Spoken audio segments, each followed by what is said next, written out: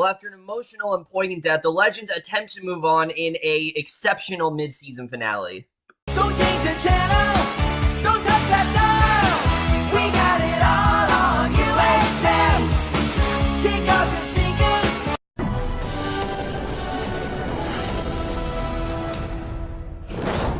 Hey guys, come over to the mid-season finale, Legends Tomorrow, Season 2, Episode 9, Beeboo, God of War, and I was definitely looking forward to this episode, especially after last week's death. I did not know really where the show was going to go, and I have to say that, you know, I was kind of worried that the show would start to get a little bit too dark and sad. Everyone would just start mourning Stein, and you know, there'd be all these ridiculous storylines, because that's what the Arrowverse has tended to do in the past. You know, when a major character dies, we get at least one episode that, like, reflects on them, and it usually slows things down, but Legends, luckily, didn't do that. Why? Because that's not the Legends Tomorrow that we know. Maybe that's Season 1 Legends Tomorrow, but Seasons 2 and 3, no, that is not the Legends we know, and because of that, they delivered a fantastic mid-season finale. I mean, this was a fantastic episode, which is to be expected at this point. This is easily the strongest of the 4 Arrowverse shows, and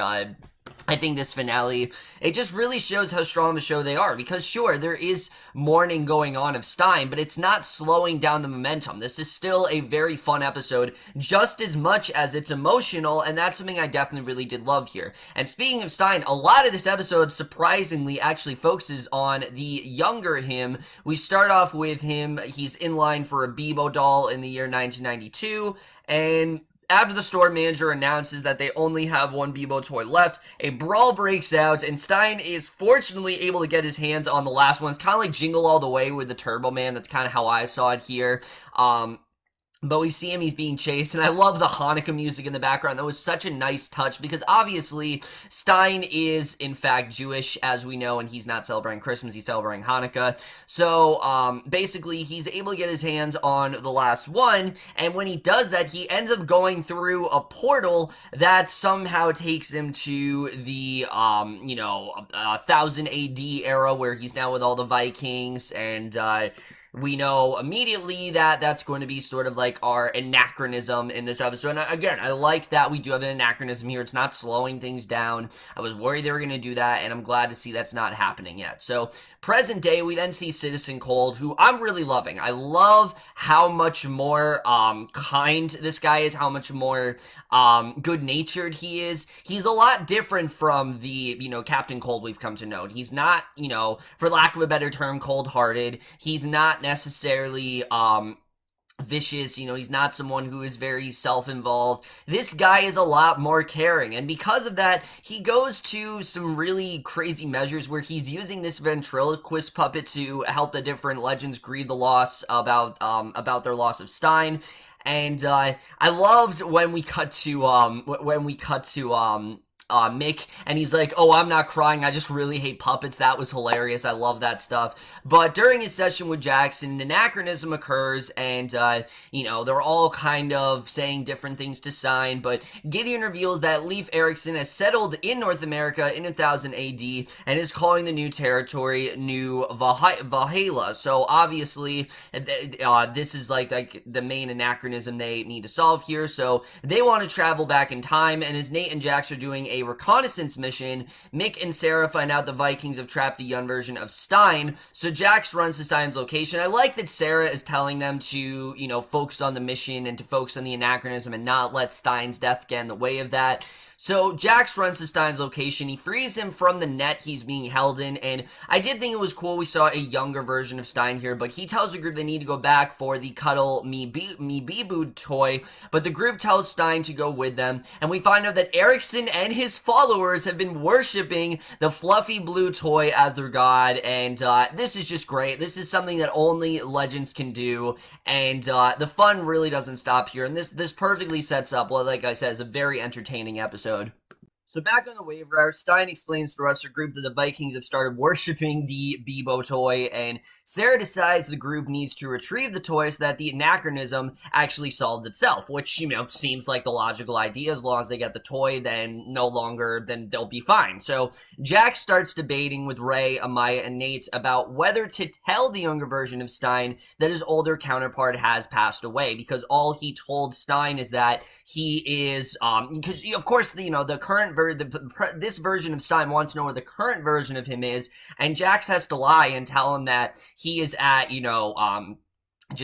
celebrating Hanukkah with Clarissa and Lily. Obviously, that's not the case, and I did like the conflict that Jax is dealing with here. You can tell he feels a lot of pressure. He feels like he needs to tell Stein. Like, it's going to be his way of closure by telling Stein the truth, and I like that moral dilemma he's kind of dealing with here, but you can see that, I like that, Maya and Ray, they tell him, look, no, you can't do that, and that's something I really do love about the show, is seeing how much these characters have evolved. Because remember in season 1, some of these characters were making decisions that would alter history. Well, now we're seeing that they definitely don't want to do that because they know of the consequences. I mean, if Jax does this, he could do something where Stein decides he never wants to become Firestorm, which means that Jax never had that connection with Stein, or that Stein never joins the Legends. I mean, there are so many possibilities for what could actually happen. This could definitely have, really significant consequences,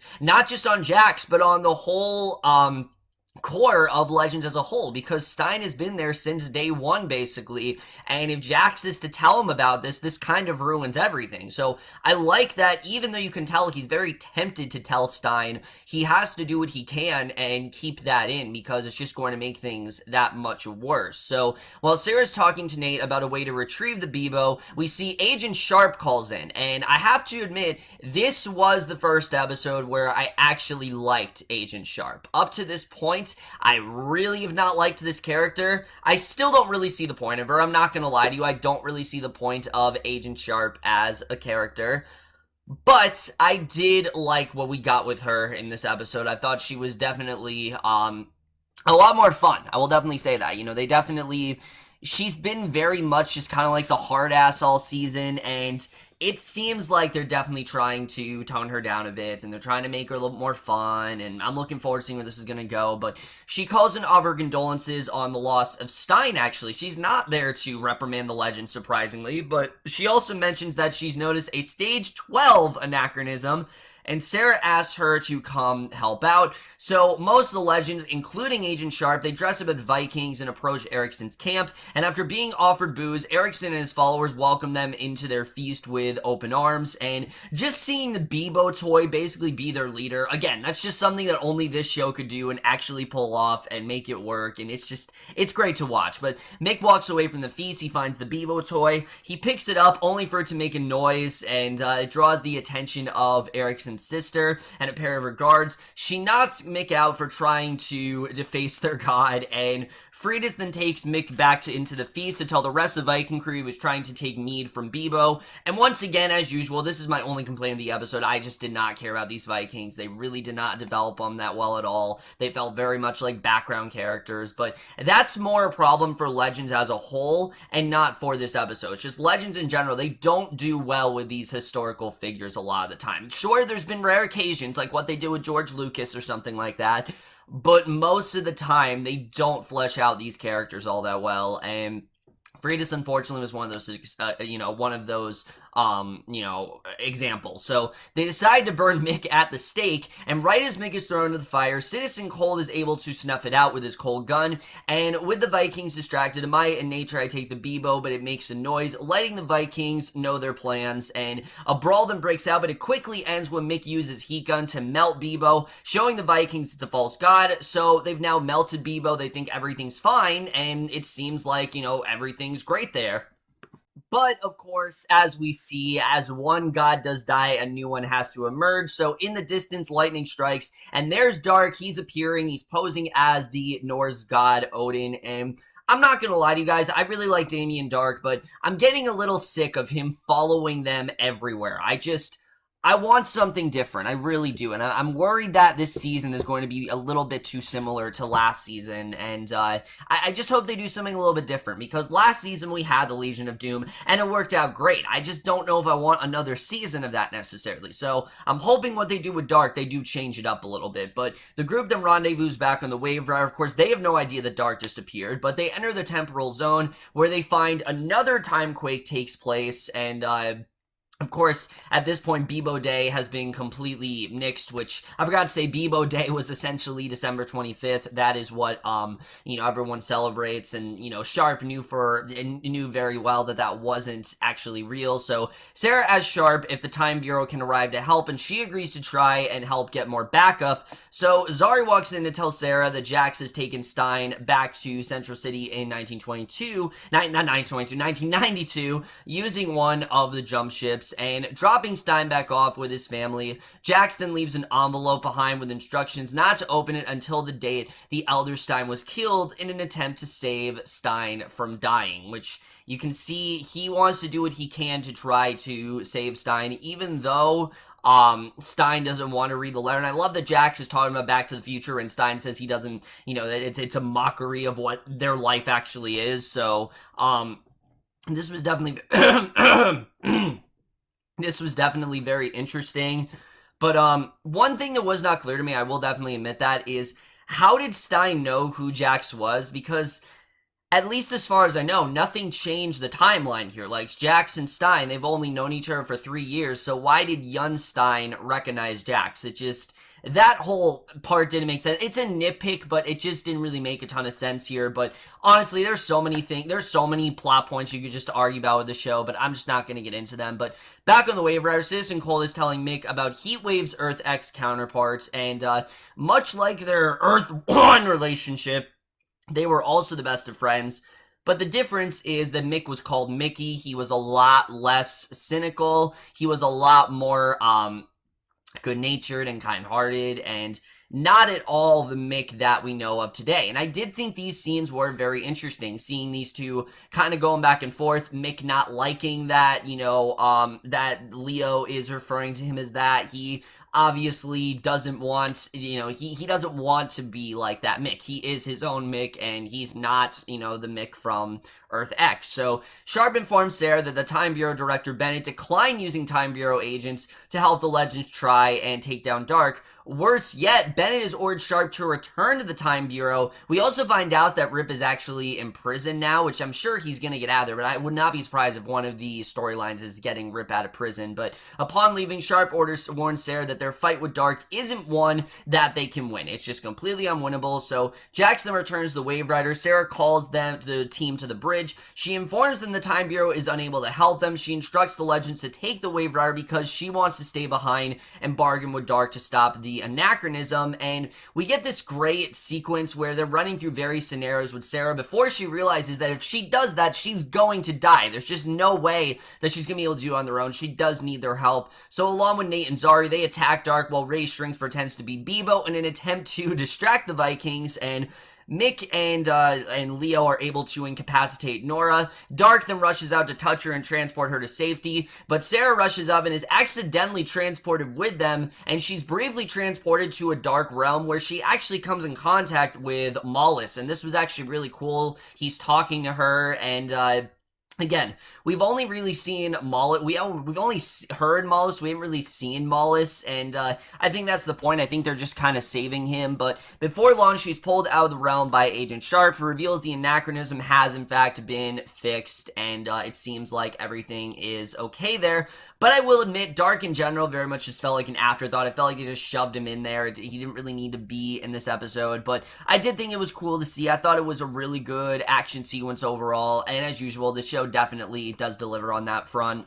So back on the Wave Rider, Sharp starts questioning Sarah about her time in the alternate dimension, and Sarah tells her that Mollis is a real threat, showing Agent Sharp that Rip's concerns about the villain is very real, and there definitely is a impending war coming. So Jackson asks Gideon whether the letter worked, and Gideon shares that Stein is still dead in the future. It didn't do much of anything, and I like this. I like the Jax, no matter what he did, he couldn't have stopped Stein's death, which the show had an opportunity to do that, but I like like that they didn't, because it just would have made, Stein's death feel a lot less inconsequential. And I'm glad to see they didn't do that. So Jax travels back to 1992 with a Beeboo toy for Lily, and when Lily and Clarissa out of earshot, Stein reveals that he burned the letter. He came to the conclusion he's all right with dying in the future, especially if it's to save Jax, and the two shake hands, and Jax goes back to the Waverider, realizing that he really can't save Stein. So on the bridge of the Waverider, Jax tells Sarah that he actually wants to take some personal time and leave the crew, and this was very interesting. I didn't really see the reason why we need to get rid of Jax. Only, I think, because they didn't want one Firestorm there. They wanted both of them. And he asked her not to tell the others that he'd left the team. So as he's gathering his things, he goes down to the lab. He's surprised by the rest of the crew. They flip on the lights, revealing Christmas decorations, and you knew they weren't just going to let him get away. The Legends are celebrating the holiday as a group before Jax does make his departure, and it's a really well done scene. You see them all, they're celebrating Christmas, and I really enjoyed that. But then we get to the ending here, where Sarah walks back from walking Jax out. She stopped in the cargo bay, and obviously someone has to replace Jax, and that person is none other than John Constantine. Yes, Constantine is very much back. He talks about how he needs her help in taking down this demon, and that is the way this episode ends. So overall, guys, like I said, this was a fantastic finale, as was to be expected. And in general, this has been a very strong season. There's a lot of stuff I want to talk about, though, because this clearly is a pretty big transitional period for Legends. You know, we've now gotten rid of most of the original cast. Really, the only originals left. I mean, you have Sarah, obviously, we have Mick, we still have Ray, but you can't even really count Leo because he is a different version of Snart. The Snart that we know is no more, so you can't even really count him as an original, which I'm not saying is a problem. I think, shows need to evolve, and this show is making a very wise choice in getting rid of some characters that just don't need to really be there. And of course, Stein, that wasn't because the show wanted to do that. It was because, of course, Victor Garber wanted to leave. But I think it made sense to get rid of Jax. Now, did Jax need to leave in this episode, though? I don't personally think so. I think they could have kept Jax around till the end of the season, and then maybe he takes some personal time. But what I do like about this is that I do think that maybe keeping Jax on, maybe it would slow things down, maybe it would have, darken things, and the show's fine when it's dark. It handles darkness very well, but when it really does come down to it, what do we love about Legends is that it's a fun show. It doesn't take itself too seriously. I mean, where else are you going to watch a show where you have a time travel and the Vikings are worshiping this talking bear? I mean, you're just not going to get that anywhere else. So, yeah, it's just that's not something that you're going to get on any other show. So that was definitely something I very much enjoyed, and I understand why Jax needs to leave. At first, I was a little bit disappointed, but I understand why I need to leave. Franz Drameh has done some amazing work this season. Do I think he's going to be gone forever? No. I think he is going to come back in some way. I think eventually we are going to find that Firestorm replacement, and I think we're eventually going to get there. I just don't think it's going to be this season. As far as Constantine, what do I think they're doing with him? I think I'm going to agree with what many people have said. This is essentially a trial run where they're testing Constantine out, see how he fits in with the Legends, if he really, fits in that group, and maybe they can see, the chemistry he has, if he, like I said, works well there, or if they just need to spin him off and give him his own show. I'm all for Constantine coming back. I've always really liked Matt Ryan as a character. I don't think they ever handled, things with Constantine right at all, and it makes sense why, Constantine goes to Sarah, because obviously he saved her from the dead, and now she needs to save him, so I'm looking forward to seeing really what that's all about, what the exorcism's gonna be, and like I said, I am looking forward to seeing Constantine in this group, and I think that definitely is going to be something that's a lot of fun to see. We haven't really seen a character like Constantine in Legends before, so I'm definitely looking forward to seeing how that does turn out. I think that's going to be a lot of fun for sure. And like, so that's something I'm definitely looking forward to. I'm looking forward to seeing where that's going to go. I thought this was also a very strong episode for Mick, showing the stark contrast in the Mick of Earth X and the Mick that we know today was really interesting. You can tell that Leo, he misses that Mick, he wants that Mick back, but no matter what he does, he cannot turn the Mick that we know into Mickey. He just can't do that. They're two completely different, sure, they may share the same body, and sure, they may have the same name, but they're two completely different people, just like how Leo is very different from Snarks, and that's something I definitely really did like. I like the bond that these two do have. It's always great to see Wentworth Miller and Dominic Purcell interact, and I'm looking forward to seeing where they do go. I think eventually these two are going to embrace each other's differences, but right now, obviously, it feels weird. They don't like it. They want their other, counterparts back, and that's something they just can't have. Mick has accepted the fact that, Snart is no more, but you can tell he wants no interaction with Leo whatsoever, and Leo doesn't really want much interaction with him, and I think it's a lot of fun. I really like what they're doing there. As far as Agent Sharp goes, a lot of people are hinting at this, and I might agree. We've heard that Sarah is getting a love interest this season, and the more and more I see it, I think Sharp could possibly be that love interest. Now, I don't know if Sharp is a lesbian. I don't know if that's really where they're going to take it, but looking where we are now, I can't really see anyone else being Sarah's love interest. So I feel like it only makes sense for them to possibly, have Sharp be that love interest for her. And I'm interested in seeing really where they do take that. If that is the case, I think that definitely is going to be very interesting overall if they do take her in that direction. Like I said, really my only complaint with this episode, besides some of the stuff with Jax, which I did think was a little bit rushed there. I think they definitely could have waited just a little bit. I understand why they got rid of him, but I think they could have waited like 1 or 2 episodes just to do it. Is Dark in general.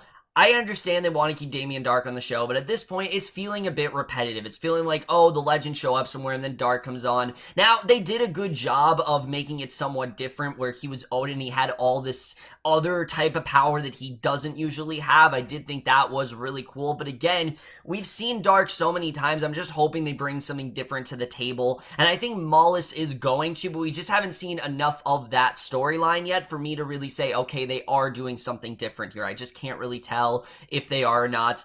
Other than that, guys, this was a very strong finale. I really do love what we got here. This season in general has been exceptional storytelling. It's been a lot of fun, but it's also really focused well on the consequences that these characters do have. These anachronisms, all this stuff, there's a lot of consequences for what they've done. They can't just, fix time and everything's going to be great. There's always going to be some sort of ripple effect, and that's something I definitely have enjoyed this season. The character interactions have been better. I think just everything about the show, it continues to evolve more and more as it goes on. It still is easily the strongest of these CW shows for sure. I absolutely have loved this season. So now, guys, I am going to rate the season, the first half of the season and the finale as a whole. So for the mid-season finale Legends Tomorrow, Season 3, Episode 9, Beeboo, the God of War, I am definitely going to give this episode an A-, and the season as a whole, I am also going to give an A-.